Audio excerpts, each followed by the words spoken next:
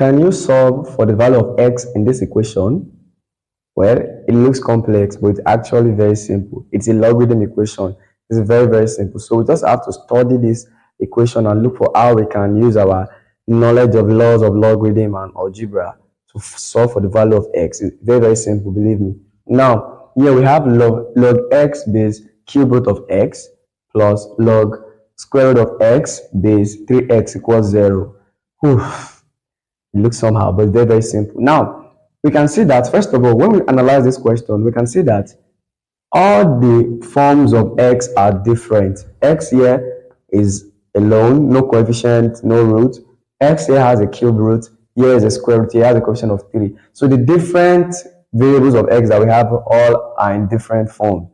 We have to do something about that. We need all the x to have the same form. But before we do that, let's start by separating x. Let's make them stand alone. Let's separate them. So we are going to use a law of logarithm, which is the change of base. According to change of base, when we have log a base b, it's the same thing as having log a all over log b. Yes, that's a fundamental law in logarithm. Log a base b have log is the same thing as log a over log b. So we're going to use this idea for this log here and this log here.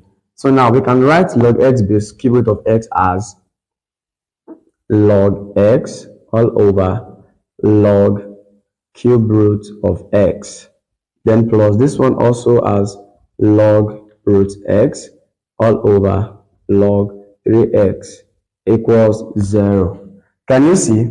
Now it's getting simpler. We have separated all the variables of x. Now the next thing that we need is we need to make all the x identical, all the variable of x to be the same thing, identical. Now we have to get rid of this root, cube root, and this 3. So how do we get rid of this square root? We know from the law of indices that square root of x can be written as x raised to the power 1 over 2. And also when we have log x raised to the power 1 over 2, the same thing as the power comes behind 1 over 2 log x. We're going to use this law also here. We use it here and we're going to use it here. So we have log x over log x raised to the power 1 over 3 plus log x raised to the power 1 over 2 all over log 3x equals 0. Are you following? So it's very, very easy. Now this power comes behind, so we have log x all over 1 over 3 log x, then plus 1 over 2 log x all over. Now look at this log 3x. We need to get rid of this 3 also. How do we do that? We also use this law of logarithm that says log AB equals to log A plus log B, so as to separate 3 from x. So we can write this as log 3 plus log x. Finally, we can see that we have made x, all the variables of x, to be identical. That is log x, log x, log x, and log x. That's very nice of us. Now, the reason why I want all the variables of x to be identical is so that we can use substitution. That is, let log x equals y. Yes, when all the variables of x are identical, we can now use substitution. So let log x equals y. Whenever you see log x, we put what? Y. So we can write this as y all over 1 over 3y plus 1 over 2y all over log 3 plus y. So here we can say y cancels y because there is no added term here. We can do that, but here we can't say y cancel y because there is an added term. It's going to go against the law of mathematics. Okay, so let's continue here. We'll be left with 1 all over 1 over 3, then plus 1 over 2y is y over 2 all over log 3 base y. Okay, and yes, I forgot the equals to 0, equals to 0. Okay, equals to what? 0. Now the inverse of 1 over 3 is what? 3. But 1 over 1 over 3 is the inverse of 1 over 3, which is 3. Then plus.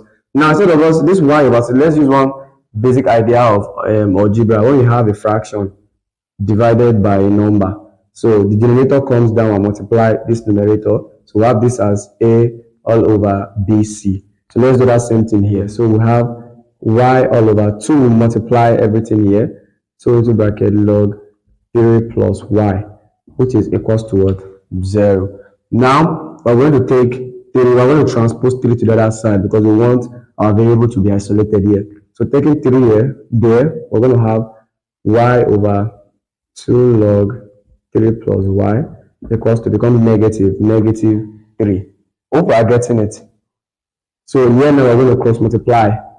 We're going to cross multiply. So y times 1, that's y equals negative 3 times 2, that's negative 6, bracket log 3 plus y.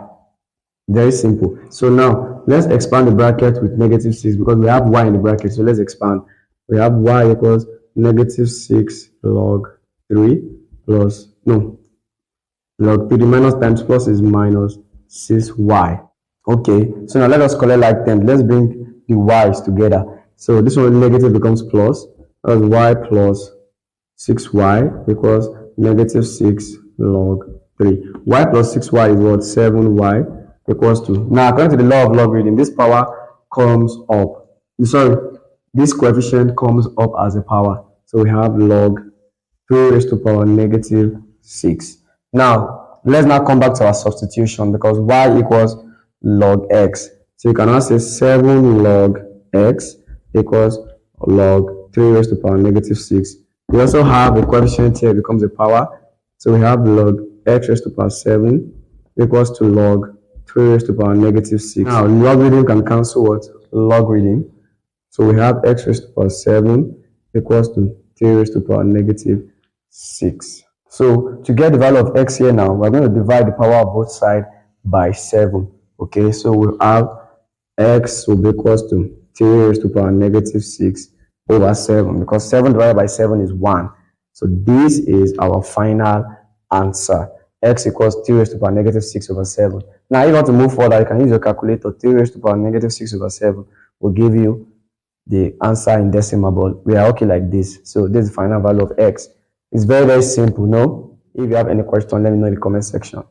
Bye-bye.